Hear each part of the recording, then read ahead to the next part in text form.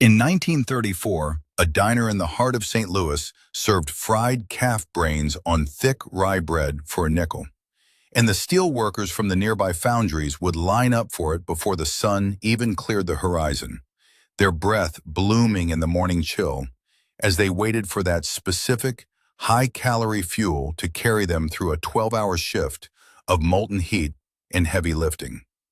Today, you cannot find that sandwich within 500 miles of the Mississippi River, as it has been scrubbed from the collective memory of a nation that became embarrassed by its own rugged, industrial origins. Number 17 on this list was once the undisputed king of the American lunch counter for nearly 30 years, a staple found from the boardwalk diners of the Jersey Shore to the logging camp cafes of the Pacific Northwest. But the industrialization of our food system and the rise of the drive-through window made sure you forgot its name. And number 3 on our countdown involves a subtle chemical reaction between the moisture of the bread and the specific acidity of a traditional filling that food scientists at Cornell University now claim modern, preservative-heavy ingredients simply cannot replicate. These 25 sandwiches are more than just recipes. They are the architectural blueprints of the American spirit. Meals that fed coal miners in the dark, damp veins of West Virginia, factory workers in the booming plants of Detroit, farmhands under the relentless sun of the Great Plains, and school children whose only inheritance was their parents' resilience. They built this country one lunch pail at a time, fueled by the necessity of the frontier and the desperation of the Depression. But as the golden arches rose, the American kitchen went dark, and we forgot how to eat for strength instead of convenience. Subscribe now, because what you are about to hear is the real, unvarnished history of the American lunch. A countdown of the forgotten flavors that once defined the greatest working class the world has ever known. We begin at the lowest point of the American century, where hunger was the only constant and resourcefulness was the only currency. Number 25. The bean sandwich was the silent partner of the Great Depression, carrying families through those lean, dusty years when meat was a luxury and every crust of white bread was a treasure to be stretched to its breaking point. In 1933, when a loaf of bread cost 8 cents and a can of beans was a nickel, mothers across the country would mash leftover navy beans into a thick, savory paste, spreading it onto bread with a slice of raw onion and pressing the whole thing flat until it was dense enough to survive a day in a worker's coat pocket. The beans, rich with molasses and salt, would soak into the bread until it became soft and sweet, a heavy brick of calories eaten cold in schoolyards from the hills of Appalachia to the barren, wind-whipped Dust Bowl plains of Oklahoma. WPA workers building the roads and dams of the New Deal would eat them standing up, eyes fixed on the horizon, fueled by a meal that nobody talked about, but everyone understood. When the war ended and the boom years arrived, the bean sandwich vanished like a fever dream because families wanted to forget the taste of making do, trading the honest weight of the bean for the airy, plastic promise of the suburban supermarket. The olive and cream cheese sandwich, number 24, held court at every church social, bridge club, and funeral reception from the 1920s through the late 1960s, a testament to a time when hospitality meant making something sophisticated out of the simple jars found in a pantry in rural Ohio or a general store in Vermont. Women would mix Philadelphia cream cheese with chopped green olives and a dash of Worcestershire sauce, spreading the salty, tangy mixture thick on crustless white bread and cutting them into neat, delicate triangles that masked the high-calorie density within. Ladies' Home Journal printed the recipe in 1923, and it became gospel for the American housewife, a way to feed 20 guests for under $1 while maintaining a sense of social grace in the face of uncertainty. Every woman had her own secret variation. Some added walnuts for a crunch that echoed the hardwood floors of their Midwestern parlors. Others used pimento-stuffed olives to bring a splash of color to a gray winter afternoon in New England. But as the national sandwich chains moved in with their standardized menus and frozen ingredients, the olive and cream cheese sandwich retreated into the yellowed pages of community cookbooks, abandoned by a country that had decided that simple was the same thing as unsophisticated. The American worker of the mid-century lived by the rhythm of the whistle and the weight of the ledger, where the survival of a family in the mill towns of Pennsylvania or the factory rows of Ohio was measured in the pennies saved between paychecks and the heat retained in a cast-iron skillet. There was a specific kind of pressure that came with the winter winds howling across the Iowa cornfields, a pressure that turned the kitchen into a battlefield against scarcity and forced a quiet, stoic shame around the meals that kept the lights on.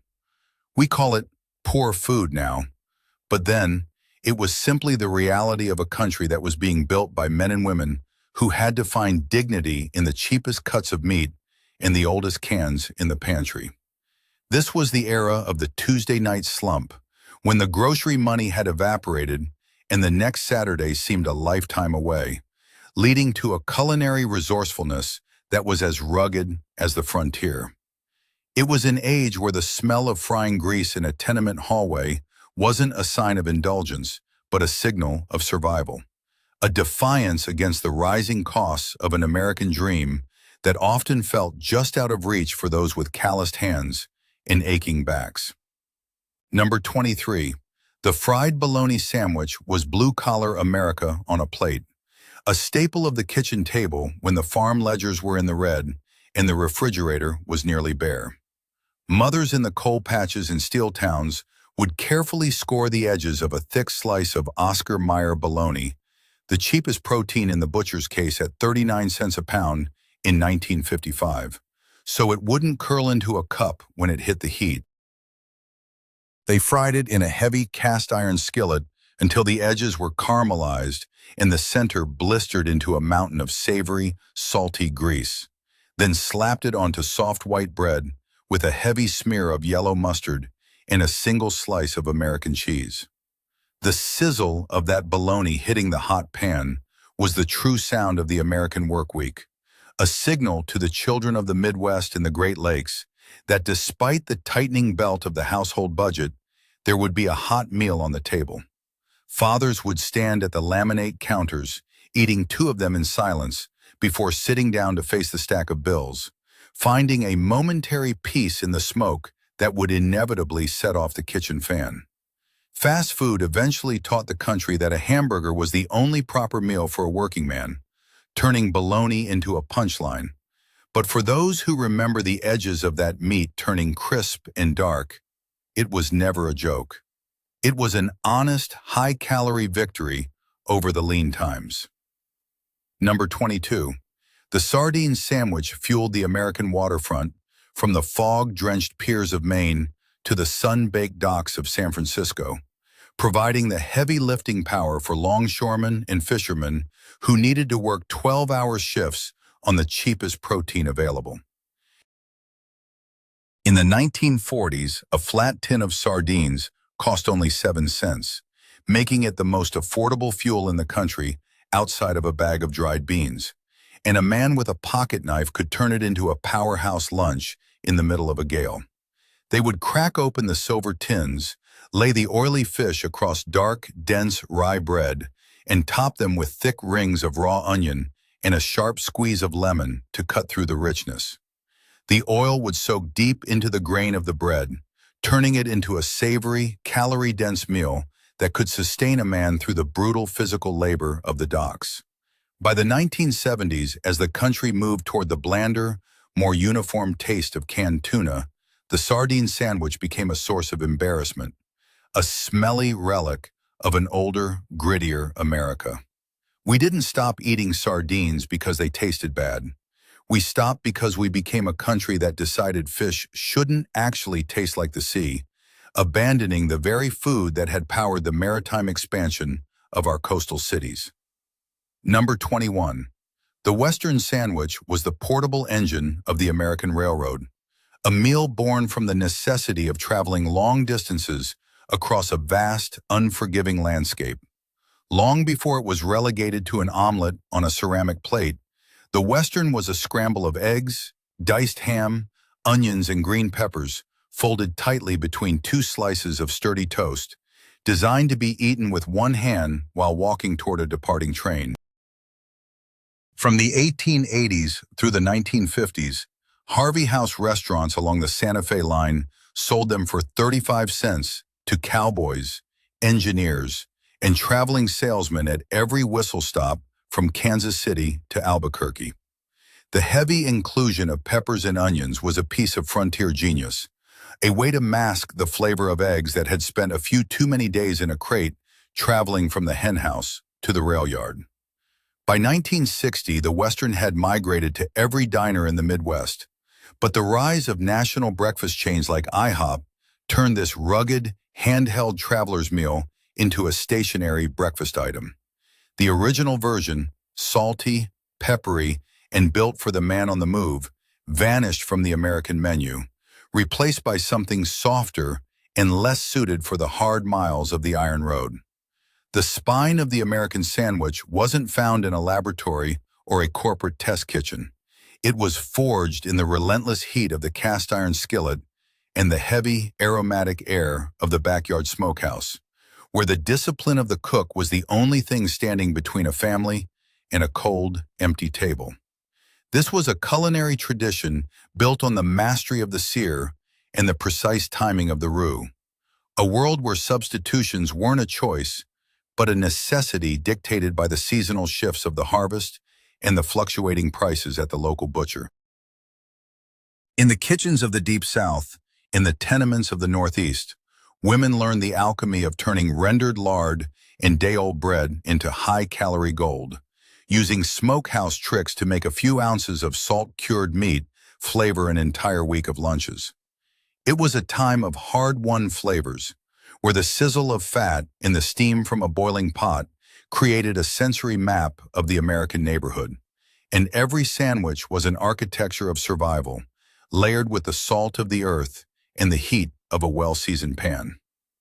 Number 20. The peanut butter and bacon sandwich sounds like a modern stunt for a social media feed, but it was a legitimate pillar of the American diner culture from the 1930s through the 1960s. A staple of the lunch counters in Memphis and Nashville, long before a certain king of rock and roll made it a legend. It was the perfect marriage of the South's most reliable staples: thick, salt-cured bacon, fried until it shattered, laid across a heavy layer of protein-rich peanut butter on toasted white bread. In 1940, when a jar of peanut butter cost 20 cents and bacon was 35 cents a pound, this was the high-energy fuel of the Southern worker, a sandwich that tasted far better than it had any right to, because the smoke of the meat cut through the sweet richness of the nut butter like a blade. But when the nutritionists of the 1980s began their crusade against fat, this American classic was reclassified as a cautionary tale rather than a lunch order, and a country that never stopped eating bacon suddenly decided it didn't belong on the same plate as the peanut butter jar. Number 19. The pepper and egg sandwich held court during the Fridays of Lent in every Italian-American neighborhood from the north end of Boston to the south side of Chicago. A meal that proved you didn't need meat to build a sandwich that could sustain a longshoreman. Mothers would fry long green Italian peppers in heavy olive oil until they were soft and charred, then scramble a dozen eggs directly into the same pan, allowing the eggs to soak up every drop of that peppery, golden oil before piling the mixture into a crusty, hollowed-out loaf of Italian bread.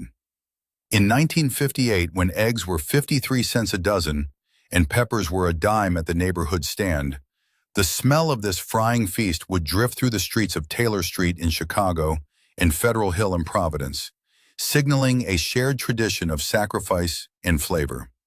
But as the fast food giants introduced the processed fish sandwich as a Lenten option, the artisanal labor of the pepper and egg began its long fade from the American calendar, surviving only in the memories of those who remember the oil-stained paper bags of their youth. Number 18. Creamed chipped beef on toast was known by a far more colorful name in the mess halls of the United States military. But to the millions of men who served from World War I through the Korean conflict, it was the undeniable taste of routine and survival. Slices of dried salted beef were shredded into a thick white flour gravy and ladled over crisp toast, a meal that could feed a family of 5 for a quarter in 1945 and required nothing more than a steady hand and a hot stove. When the veterans came home to the suburbs, they brought the craving with them, and diners across the country put the SOS on the menu as a blue plate special for the men who had built the world. But fast casual dining eventually made this savory, peppery staple sound like punishment food, and as the VFW halls and veteran outposts began to close their doors, the recipe for the perfect, salty white gravy began to vanish with the men who had lived on it. Number 17. The loose meat sandwich, as we mentioned at the start, was once the most popular sandwich in the upper Midwest and served as the secret blueprint for the entire fast food industry before they systematically replaced it with something inferior. Born in 1926 in Muskegon, Iowa, when a butcher named Fred Angel decided to crumble seasoned ground beef into a pan rather than pressing it into a patty, the made right became a regional obsession that spread across Illinois and Minnesota. By 1940, there were over 100 locations serving this crumbly, seasoned beef on a soft bun for a dime, a sandwich so honest and unpretentious that you had to eat it with a spoon to catch the pieces that fell. But when Ray Kroc and the hamburger giants standardized the frozen patty in 1955, the loose meat sandwich's regional character and crumbly imperfection couldn't compete with multi-million-dollar advertising budgets. The sandwich that practically invented the American quick-service model was nearly killed by the very industry it inspired, leaving only a few holdouts in the small towns of Iowa to guard the flame of a true Midwestern treasure. The history of the American lunch is frequently a record of who could advertise the loudest rather than who cooked the best. And in the transition from the corner deli to the national franchise, we lost the names of the very people who gave our cities their unique flavor. Memory is a fragile thing, often erased by the sheer volume of a marketing campaign or the convenience of a drive-thru. But if you look closely at the old menus from the garment districts of Manhattan or the mill towns of Massachusetts, you will find the ghosts of sandwiches that were once cultural institutions. This was the era of the special, a time when a sandwich was not just a number on a plastic board, but a specific creation tied to a specific street corner, a specific hotel kitchen, or a specific immigrant community trying to make sense of their new home. We have allowed the record to be flattened into a single, uniform story of hamburgers and fries, but the real history of American food is found in the labor-intensive, often difficult, and deeply personal dishes that did not survive the jump to the assembly line. Number 16 was the Dagwood, named after the bumbling father in the Blondie comic strip, and in the 1940s and 50s, it was America's answer to the question of how much abundance a single person could handle. Fathers across the country would build these towering architecture projects on Sunday nights, stacking cold cuts, cheese, and pickles until the sandwich reached a height that defied gravity, a literal declaration that the rationing of the war years was finally over. But the submarine sandwich chains of the 1960s took that concept of the tall sandwich, stripped it of its Sunday night personality, and sold it back to us as a standardized product. Number 15, liverwurst on rye with raw onion and brown mustard, was the undisputed fuel of the American construction worker from New York to Milwaukee, a staple brought over by German and Eastern European immigrants that cost only a dime to make it home in 1950. As the American palate shifted toward the bland and the uniform, liverwurst retreated to the back of the deli case, a ghost of its former self, now increasingly hard to find in the aisles of the modern supermarket. Number 14, the Hot Brown, was born in 1926 at the Brown Hotel in Louisville, Kentucky, as a late-night supper of carved turkey and rich Mornay sauce that was so labor-intensive no fast food chain could ever hope to replicate it. And number 13 sat in every Jewish deli case for a century, the tongue sandwich, slow-simmered and tender, which did not disappear because it tasted bad, but because a new generation of Americans lost their nerve, unable to stomach the idea of eating an organ they could actually name. Number 12 has been the pride of Springfield, Illinois since 1928, a monument to Midwestern excess known as the horseshoe sandwich that involves a mountain of fries and a blanket of Welsh rarebit cheese sauce. It remained a local treasure because it was a knife and fork affair that defied standardization, a sandwich that stayed local to save its soul, but eventually sealed its own obscurity in the process. Number 11, deviled ham on white bread, filled 1,000,000 lunch pails from 1868 until the 1970s, featuring the oldest trademark food product in the country, the Little Red Underwood Devil. But when Oscar Mayer introduced the prepackaged Lunchable in 1988, a massive marketing campaign aimed at children who had never been allowed to make their own lunch, effectively erased the spreadable ham sandwich from the American school bag. Number 10, the St. Paul sandwich, is perhaps the strangest artifact on this list. A crispy patty of egg foo young served on white bread with pickles and mayo, invented in the Chinese-American restaurants of St. Louis in the 1930s. It was a collision of cultures that existed nowhere else on Earth, an edible record of immigrant cooks inventing American food, one lunch counter at a time, now surviving in only a handful of restaurants. Finally, number 9 belongs to Fall River, Massachusetts, where the chow mein sandwich, thick gravy and noodles ladled onto a hamburger bun, was the default order for mill workers since the 1920s. Born from the collision of immigrant labor and Yankee thrift, it is disappearing today simply because the industrial world that created it no longer exists, leaving the record of its existence to fade along with the textile mills it once fueled. The cheese dream was the original American grilled cheese, and it was significantly better than the soggy, rushed versions we settle for today. An open-faced slice of white bread topped with a thick slab of American cheese. It was broiled until the cheese bubbled, blistered, and turned a deep golden brown on top. Diners from the Atlantic coast to the Pacific served cheese dreams from the 1920s through the 1950s for a nickel. But the magic was in the method. The direct, radiant heat of a broiler creates specific Maillard reactions across the entire cheese surface simultaneously, a scientific reality that a flat griddle simply cannot duplicate. The closed-face grilled cheese sandwich eventually replaced the cheese dream by the 1960s because it was faster to flip on a crowded flat-top grill. And in that transition, speed killed the superior sandwich, a sentence that effectively explains half of American culinary history. Number 7. The pimento cheese sandwich was the Masters Tournament, Sunday church, and a front porch summer rolled into one. Sharp cheddar, roasted red pimentos, and heavy mayonnaise mixed by hand and spread on soft white bread. It was the most popular sandwich spread in the American South throughout the 1940s.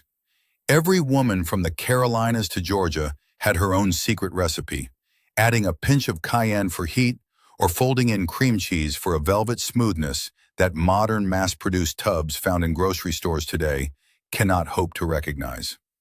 Number 6. The fried brain sandwich was St. Louis at its most fearless and industrial. Thinly sliced calf brains were battered and deep-fried until they reached a perfect golden crunch, served on a hamburger bun with pickles, raw onion, and a sharp mustard. From the 1880s through the 1980s, taverns across South St. Louis served these brain sandwiches as the definitive bar snack and working-class lunch for men who spent their days in the heat of the breweries and shoe factories. Then, A wave of fear regarding mad cow disease in the 1990s led the USDA to restrict the sale of cattle brains. And though the disease never actually affected a single American diner, the original St. Louis calf brain sandwich was erased by regulation and panic. Number 5. The Fluffernutter was the sugary heartbeat of a New England childhood, consisting of peanut butter and marshmallow fluff on plain white bread with no toasting or frying required. Durkee Mower introduced marshmallow fluff in 1920 in Somerville, Massachusetts, and within a decade, the Fluffernutter became the default school lunch across the Northeast. In 2006, a Massachusetts legislator actually tried to ban them from school cafeterias for being too unhealthy. And while the backlash was fierce, the era when every child in Boston or Providence ate one 3 times a week is quietly coming to an end. Number 4. The meatloaf sandwich was the official meal of Monday in America, featuring cold slices of Sunday's meatloaf between 2 slices of white bread with a thick layer of ketchup. It was the ultimate answer to the question of what to do with leftovers in a country that once understood you did not throw food away, where the ketchup glaze added a sweetness that cut through the dense beef and the memory of a family dinner. Number 3, the egg salad sandwich was the backbone of every drugstore lunch counter and bus station cafe in America for over 60 years. In 1948, you could buy one at any Woolworths for 15 cents, made with eggs boiled that morning and real mayonnaise, Hellmann's in the East, and Best Foods in the West. Food scientists at Cornell University discovered that the protein structure of a freshly hard-boiled egg interacts with the emulsion of real mayonnaise in a way that creates a specific chemical bond between the bread and the filling that mass-produced, shelf-stable versions cannot replicate. When the great lunch counters closed, the egg salad sandwich lost its natural habitat, replaced by the rubbery, plastic-wrapped triangles we find at gas stations today. Number 2, the chopped liver sandwich carried the soul of Jewish American cooking from the Lower East Side to every deli across the continental United States. Chicken livers sautéed with onions and schmaltz were chopped fine and seasoned with salt and pepper, creating a rich, earthy spread that was a staple of the American immigrant experience.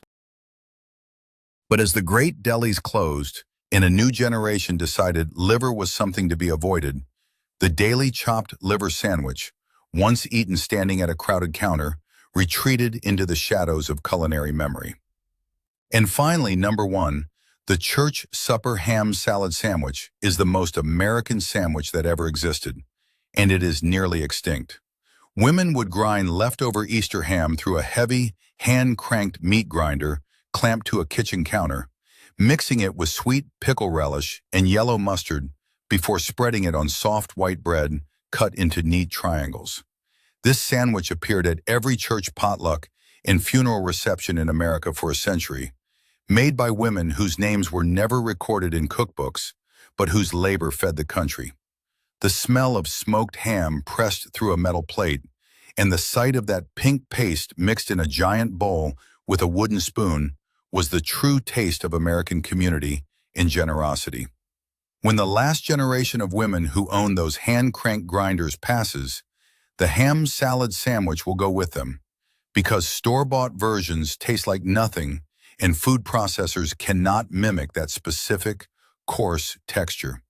These 25 sandwiches built this country, and while this history must be compressed into a single episode, the legacy of these forgotten meals remains etched into the very foundations of our small towns and city centers. Which of these forgotten American sandwiches does your family remember the most?